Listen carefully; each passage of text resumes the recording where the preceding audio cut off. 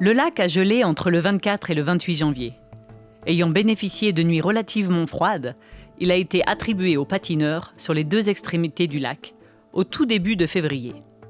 On a ainsi vu des patineurs de toute la Romandie monter à la vallée pour profiter, rappelons-le encore une fois, de la plus grande patinoire naturelle d'Europe. L'occasion de virer en famille avec patins, luges, animaux domestiques, fondus sur la glace même, et autres marrons et crêpes chaudes du fidèle Tonio. Des scènes immortalisées dans de toujours saisissants clichés. Le vendredi 18 février, un vent chaud de sud-sud-ouest a signé la fin de la fête en provoquant une bruyante débâcle.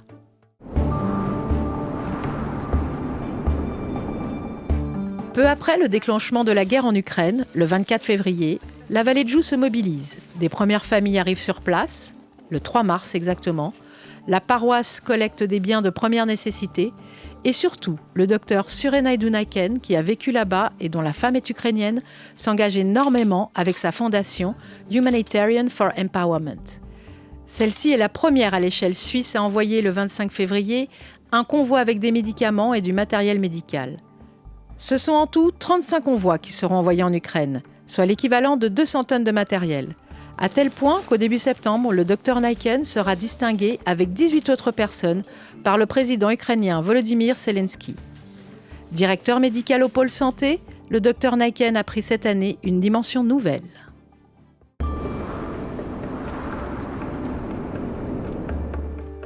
À l'occasion des élections au Grand Conseil, Carole Dubois et Sébastien Cala sont reconduits pour une législature de 4 ans en tant que députés du sous-arrondissement. L'élu PLR obtient 867 suffrages et le socialiste 667. Christophe Biffrard de l'Abeille fait une jolie campagne, mais il lui manque 5 points pour être élu. L'écart se creuse entre le PLR et le PS dans tout le canton, mais les Combiers, soucieux d'équilibre, ont voté une fois à gauche et une fois à droite.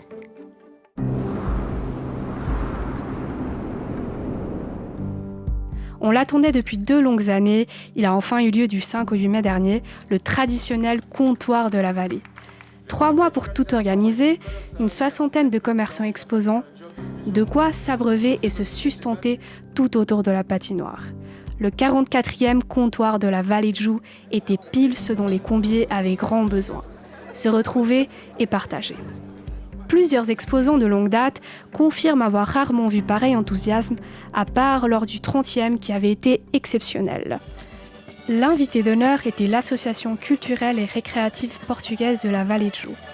Fondée en 2017, elle a pour but de mettre en valeur la culture portugaise auprès de la communauté elle-même ainsi qu'à l'extérieur.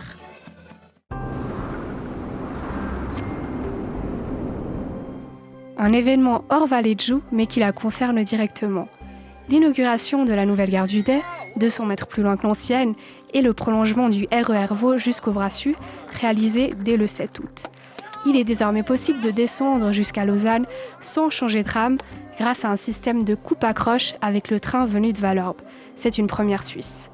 On se rappelle que la gare du Day a jadis permis de désenclaver la vallée de Joux à l'époque des glaciaires. Une nouvelle étape a été franchie cette année, dont les étudiants sont les premiers bénéficiaires.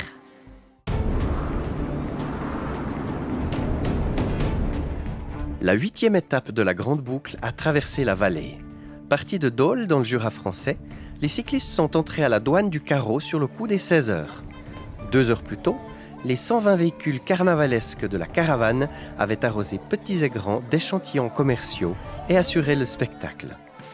Au Brassus, point d'entrée du Tour en Suisse, une place des fêtes était aménagée avec un écran géant diffusant la course. Mais c'est au pont que le public, bien avisé, s'est placé en majorité, dans ce cadre de carte postale, ainsi que dans la montée vers Petra Félix. Des camping-cars s'y étaient postés déjà la veille.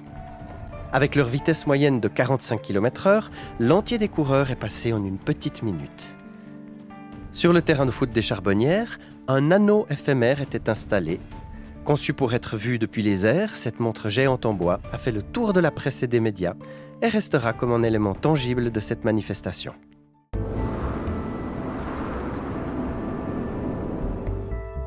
Des pâturages jaunes, une herbe rôtie, des feuillus déjà en tenue d'automne et un lac qui descend bas, provoquant un allongement des berges. Voilà les signes d'un été caniculaire, que tous les combiers ont vu. Seul un confort relatif pour les habitants, l'interdiction d'arroser ses pelouses et de nettoyer sa voiture. Elle est décrétée le 13 juillet par les communes, lesquelles ferment aussi les fontaines. Mais pour les bêtes et les paysans, c'est autre chose. La protection civile installe un pompage dans le lac à l'entrée de l'abbaye et commence immédiatement un balai de camions de l'AVJ et de la gravière pour ravitailler les citernes d'altitude, mais aussi des camions œuvrant sur les gros chantiers du Brassus. Un autre dispositif est testé au Biou par l'armée. Pompage dans le lac et amener de l'eau à la source du Brassus où celle-ci est rendue potable. L'opération a duré jusqu'à fin octobre.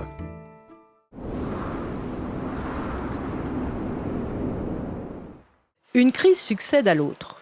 Après le Covid, voici les annonces de pénurie d'électricité. Les consommateurs vont payer leur énergie plus cher, un tiers de plus, sans avoir de garantie sur leur approvisionnement futur. La vallée reçoit un petit coup d'assommoir le 31 août, date de la publication des nouveaux tarifs. Ce sont les gros consommateurs qui gèrent eux-mêmes leur approvisionnement, sans passer par la société électrique qui tire le plus la langue. Dans la foulée, on entend parler du plan de catastrophe austral et ses 4 paliers de réduction de la consommation. Sans tarder, les autorités combières organisent des séances d'information à la population en novembre et la société industrielle et commerciale y consacre son rendez-vous annuel des entrepreneurs. Leur message ? Cessons le gaspillage, respectons quelques gestes simples et l'on pourra passer l'hiver sans encombre.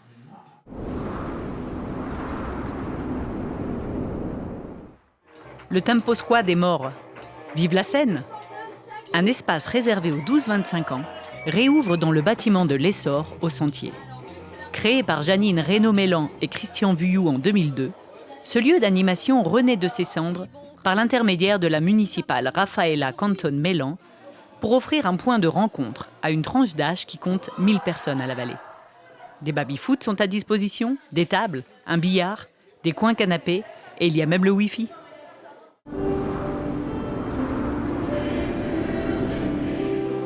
Une vive émotion a envahi le temple du Sentier samedi 3 décembre dernier, et pour cause, c'était la dernière fois que le chœur Ohana chantait.